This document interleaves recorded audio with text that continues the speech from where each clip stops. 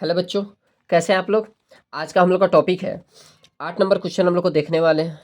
12.2 का 8 number question से लिखा हुआ 15 मीटर भुजा वाले एक वर्गाकार घास के मैदान के एक कोने पर लगे खूंटे से एक घोड़ा को 5 मीटर लंबी रस्सी से बांध दिया गया है। देख रहे हैं ये वर्गाकार मैदान है, इसके एक कोने से खूंटे पर लगे रस्सी से 5 मीटर लंबी रस्सी से क्या किया गया है, ये वाला जो रस्सी है यहाँ से यहाँ तक ये 5 मीटर लंबी रस्सी है, ठीक है। और 5 मीटर लंबी रस्सी से घोड़े को बांध दिया गया, तो जितने दूर में ये रस्सी बंधा हो उतना ही दूर में तो घोड़ा चलेगा ना, है कि नहीं। 5 मीटर के रेंज में चारों तरफ से घोड़ा चलेगा जितना ही चलेगा, है ना।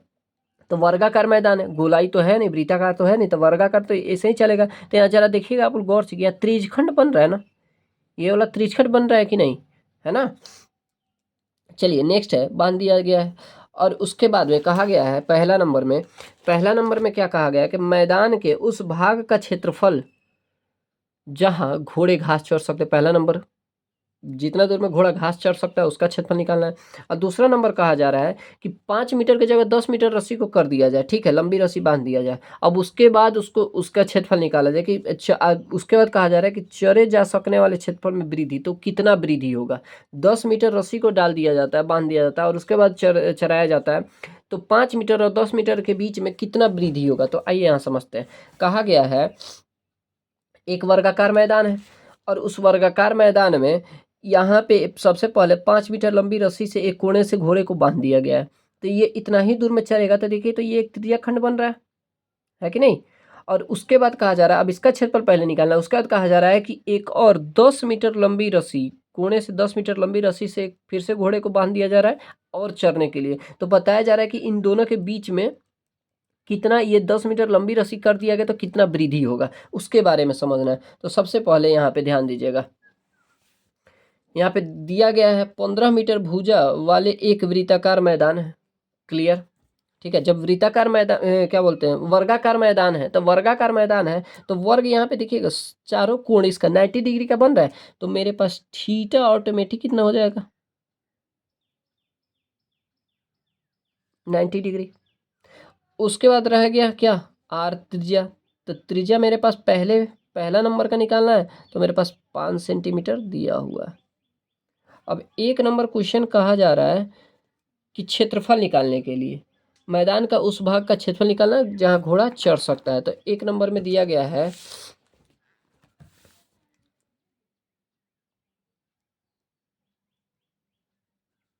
मैदान के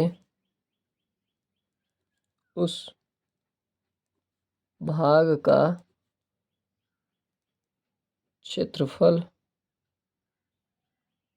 जहां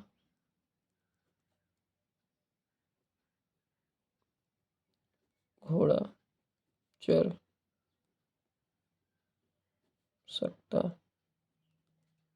जहां घोड़ा चढ़ सकता है कि नहीं, यही हमको निकालना है। तो देखिए सबसे पहले हमको क्षेत्रफल निकालना है। मेरे पास थीटा दिया हुआ है, आर दिया हुआ है, तो हम यहाँ पे एक ये वाला आपको दिख रहा होगा, तो एक त्रिज्यखंड बना रहा है, तो हमको क्या निकालना है, त्रिज्यखंड का क्षेत्रफल। तो यहाँ लिखेंगे त्रिज्यखंड का क्षेत्रफल बराबर क्या हो जाएगा, क्षेत्रफल तो पता है थीटा बटा 360 डिग्री होगा, अब पाई आर स्क्वायर। लेकिन दिया हुआ इसमें पाई का मान 3.14 रखने के लिए, तो इसको सोल्व करते हैं। थीटा का मान मेरे पास 90 डिग्री बाई 360 डिग्री गुना पाई का मान 3.14 ऑलरेडी दिया हुआ है रखने के लिए, गुना आर का मान 5 × 5, क्लियर। चलिए अब ये कटा देंगे, 4 हो गया। उसके बाद यहाँ पे हो जाएगा 1/4 इंटू 3.14 इंटू कितना हो जाएगा 25।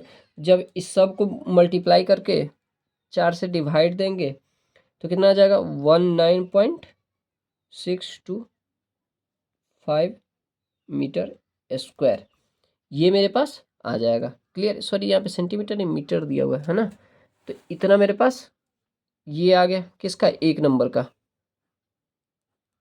क्लियर। अब हमको क्या निकालना है, दूसरा में त्रिज्या में 10% बोल रहे हैं यहाँ पे, ये त्रिज्या जो है ना, यहाँ पे रस्सी जो है इसको 10 कर दिया गया है, 5 मीटर की जगह 10 मीटर कर दिया गया था। अब यहाँ पे क्या त्रिज्या में चेंजिंग कर दिया गया 2 नंबर में। अब 2 नंबर में क्या दिया गया है, इसमें r बराबर 10 दे दिया गया है और थीटा तो मेरा उतना ही रहेगा 90 डिग्री। अब फिर अब इसका त्रिज्यखंड का अगला वाला त्रिज्यखंड का, ये वाला बड़ा वाला का त्रिज्यखंड का क्षेत्रफल निकालना है कि नहीं। लिखेंगे, दूसरा नंबर है त्रिज्यखंड का क्षेत्रफल बराबर, क्लियर। अब त्रिज्यखंड का क्षेत्रफल फिर से वही थीटा बटा 360 इंटू पाई आर स्क्वायर, तो थीटा का मान 90/360 इंटू 3.14 इंटू 10 हो गया, कट गया। अब कटेगा तो इसको कितना इसको मल्टीप्लाई करेंगे तो 314/4 हो जाएगा। अब जब इसको हम लोग कटाएंगे तो इसको कटाने पर कितना आ जाएगा, 78.50 मीटर स्क्वायर, ये इतना आ गया। अब हमको क्या निकालना है, ये दो ठो निकल गया जब 10 मीटर रखे तब, और एक कौन सा, जब इसका 5 मीटर रखे तब। अब देखिए वृद्धि अब निकालना है कि दोनों में कितना वृद्धि हुआ। अब हमको निकालना है वृद्धि, चरे जा सकने वाले क्षेत्रफल में वृद्धि। तो अब क्या निकालना है, क्षेत्रफल में वृद्धि बराबर क्या हो जाएगा, 5 मीटर जो त्रिज्या वाले में से छोटा में से बड़का को क्या करेंगे, सॉरी बड़े में से छोटे वाले को क्या करेंगे, घटा देंगे। मतलब 78.50 माइनस करेंगे 19.625। जब इसको माइनस करें तो माइनस करने पर कितना आ जाएगा, 58.875 मीटर स्क्वायर। ये मेरा हो गया आंसर, क्लियर। ये हो गया मेरा आंसर, परफेक्ट दिख रहा।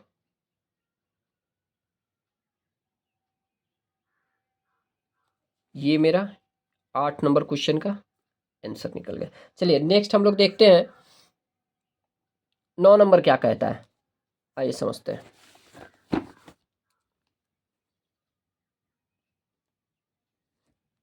9 नंबर क्वेश्चन,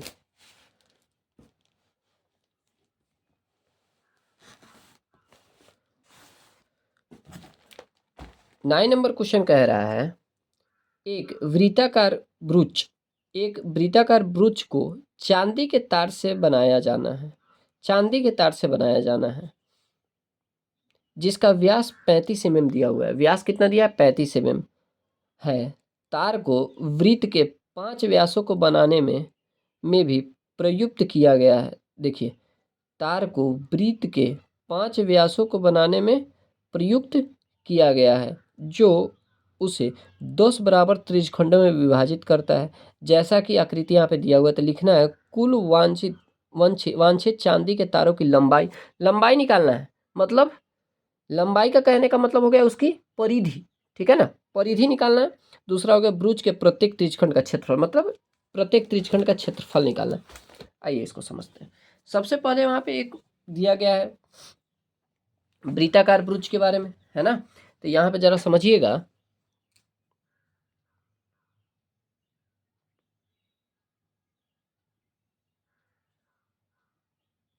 चलिए एक वृत्त हो गया और यहाँ पे एक केंद्र है और कहा जा रहा है 35 mm का 5 व्यास बना हुआ है। कितने mm का, 35 mm का। आइए सभी 5 व्यास है, कितना है, 5 व्यास है। तो सबसे पहले एक व्यास,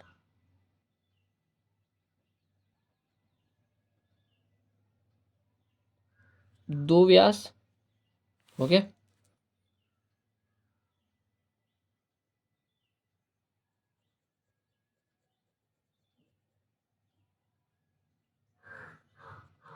तीन व्यास,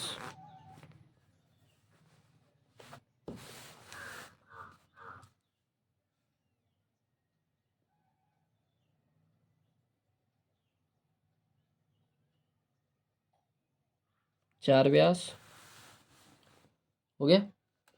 कितना हुआ? 1 2 3 4 और एक और चाहिए।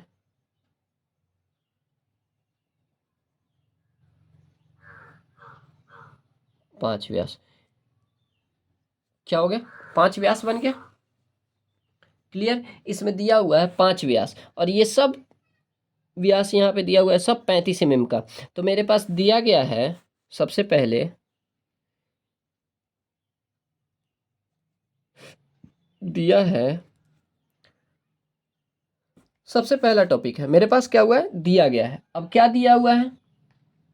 देखिए मेरे पास दिया गया है व्यास। क्या? व्यास। तो व्यास बराबर कितना दिया हुआ है?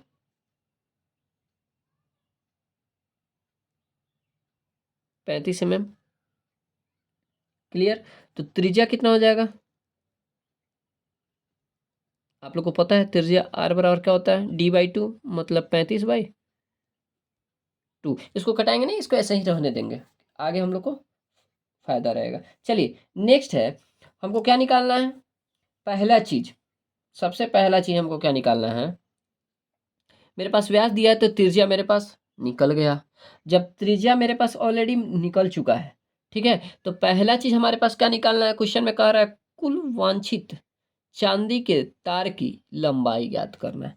जो चांदी का तार है उसका क्या ज्ञात करना है? लंबाई ज्ञात करना है। तो मेरे पास यहाँ पे देखिएगा, इसका तार का लंबाई ज्ञात करने के लिए सबसे पहले मेरे पास वृत्त की पूरी परिधि होनी जरूरी है। जब वृत्त की परिधि, जब लंबाई निकालना है तो वृत्त की परिधि आ जोड़, यहाँ पे जो ये व्यास दिया हुआ है ना, जोड़ क्या करेंगे? ये व्यास। तो इसमें चांदी के तार कितने लगे हुए? 5 लगे हुए, तो 5 गुना व्यास हो जाएगा। तो यहाँ पे क्या लिखा हुआ है? चांदी के तार की लंबाई। तो लिखेंगे 1 नंबर में चांदी के तार की लंबाई, यही है ना? हाँ, चांदी के तार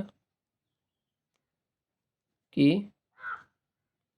लंबाई, चांदी के तार की लंबाई ज्ञात करना। तो चांदी के तार की लंबाई क्या हो जाएगा?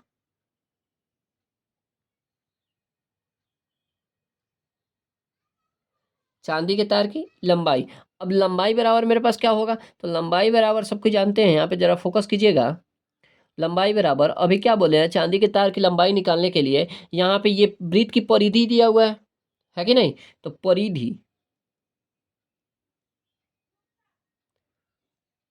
परिधि प्लस इस परिधि के साथ किसको क्या करेंगे? यहाँ पे जो लंबाई दिया हुआ है, क्या दिया हुआ है? ये 5 हम लोग व्यास निकाले हैं ना, तो पांचों व्यास, तो 5 गुना क्या करेंगे? व्यास। तो अभी मेरे पास क्या निकलेगा? तार की लंबाई। और यहाँ पे दिया गया है परिधि, तो परिधि का फॉर्मूला क्या होता है? वृत्त की परिधि क्या होता है? 2πr गुना 5 गुना व्यास का क्या हो जाएगा? व्यास का क्या होगा? 35, यहाँ पे प्लस है, सॉरी, कितना हो जाएगा? 35। तो यहाँ पे 2 गुने पाई का मान 22/7 गुने आर का मान मेरा कितना निकला हुआ है? 35/2। 35/2 प्लस इस पे गुना कर दो, 175 आ गया, है ना? अब यहाँ पे ये 2 से ये खत्म, 7 बचे 35। अब इसको क्या करेंगे? 22 से गुना करेंगे 5 में, तो 110 प्लस 175, दोनों को आपस में जोड़ेंगे तो 285, 285 mm आ गया। ये मेरा फर्स्ट नंबर का आंसर, 285 आ गया। क्लियर? नेक्स्ट सेकेंड नंबर,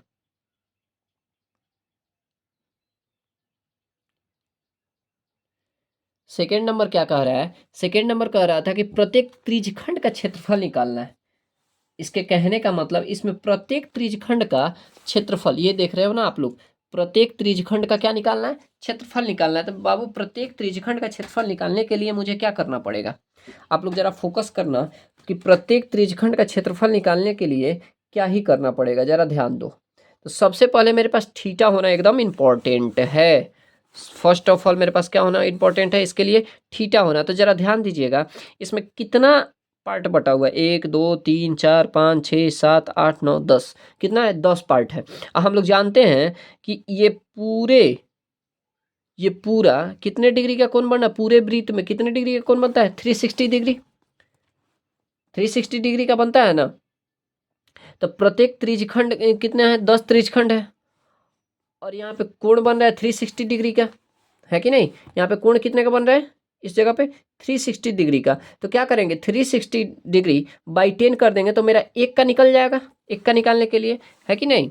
तो मैं यहाँ पे दिया हुआ है, अब कैसे निकालेंगे? तो यहाँ पे देखिएगा जरा ध्यान से, इस जगह पे वृत्त का यहाँ पे डिग्री जो बन रहा है 360 डिग्री है, तो हमको निकालना पड़ेगा 360 डिग्री। तब कोण बराबर, जो आंतरिक कोण निकालना है, तो कोण बराबर कितना होगा? यहाँ पे लिखेंगे पूरे वृत्त में, पूरे के पूरे यहाँ पे पूरे वृत्त में जो आपको दिख रहा होगा, फिगर अब हट जाएगा, पूरे वृत्त में यहाँ पे लिखेंगे एक वृत्त में, जो पूरे एक वृत्त में, एक वृत्त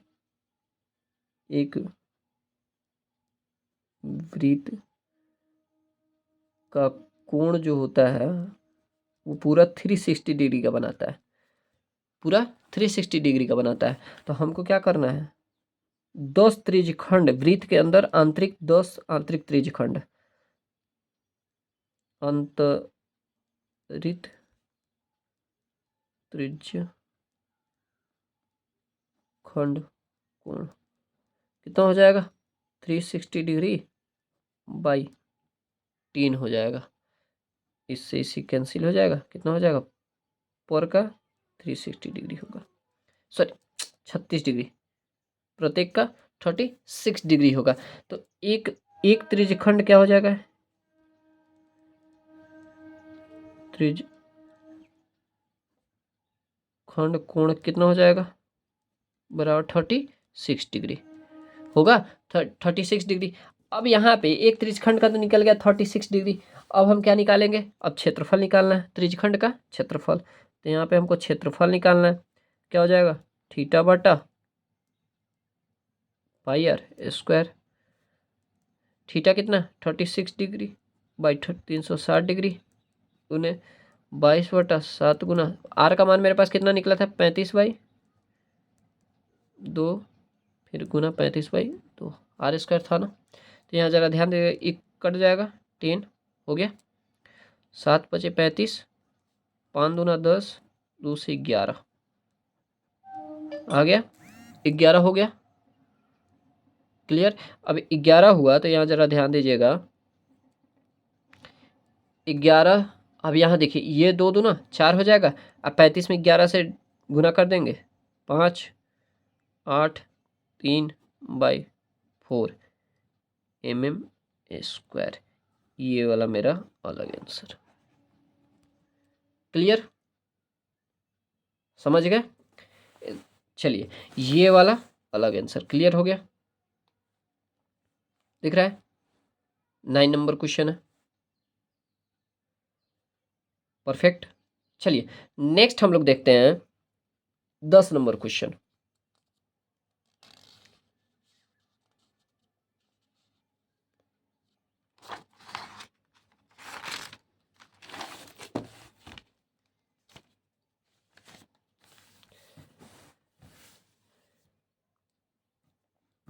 नेक्स्ट है 10 नंबर क्वेश्चन। अब क्या कह रहा है, आइए क्वेश्चन पहले समझते हैं। 10 नंबर क्वेश्चन कह रहा है, एक छतरी में 8 ताने हैं। देखिए अब छतरी का बात है, उसमें 8 ताना दिया हुआ है, ऐसे ऐसे जो ताना दे रखा है ना, ये कितने हैं? 8 हैं, जो बराबर दूरी पर लगे हुए हैं, बराबर दूरी पर है। छतरी को 45 सेंटीमीटर त्रिज्या मेरे पास ऑलरेडी दे दी है 45 सेंटीमीटर, एक सपाट वृत्त मानते हुए, एक सपाट वृत्त इस टाइप का वृत्त मानते हुए, इसकी दो क्रमागत तानों के बीच का क्षेत्रफल ज्ञात करना है। दो क्रमागत तानों के बीच का क्या निकालना है? क्षेत्रफल ज्ञात करना है। चलिए, और उसके बाद कहा जा रहा है क्षेत्रफल ज्ञात करना है। चलिए इसको सोल्व करते हैं, आइए समझते हैं। सबसे पहले मेरे पास एक छतरी है तो उसको एक वृत्त मान लेना है। क्या? सपाट वृत्त मानना। तो सपाट वृत्त कहने का मतलब हम मान लेते हैं एक वृत्त बना ही लेते हैं, एक वृत्त हो गया। और उसमें जो ताना दिया हुआ है कुछ इस तरह से दिया हुआ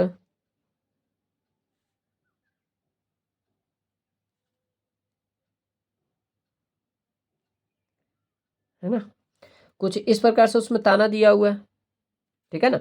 अब जब ताना दिया हुआ है, तान मतलब तार, जो लंबा तार से खींच करके ताना जाता है छाता को, कुछ इस प्रकार से दिया। अब प्रत्येक की त्रिज्या जो है ना 45 सेंटीमीटर दिया हुआ, तो यहाँ पे दिया गया है, दिया है आर बराबर 45 cm। चलिए, जब मेरे पास आर बराबर कितना दे दिया गया है, 45 सेंटीमीटर दे दिया गया। क्लियर। और यहाँ पे कहा गया है कि कितना ताना दिया गया है, टोटल का टोटल यहाँ पे देखिएगा, छतरी में 8 ताने हैं। कितना है? 8 ताना दिया हुआ। तो ये बहुत ही मायने रखता है कि 8 ताने दिया है। तो 8 ताने दिया है तो देखिएगा 1 2 3 4 5 6 7 8, 8 ताने दे चुका है। तब यहाँ पे पिछली बार जैसे 10 था वैसे ही इसमें 8 है। अब 8 निकालने के लिए तो देखिएगा प्रत्येक त्रिज्यखंड, आंतरिक वृत्त में प्रत्येक त्रिज्यखंड का जो कोण होता है वो 360 डिग्री का बनाता है। आंतरिक वृत्त में लिखेंगे यहाँ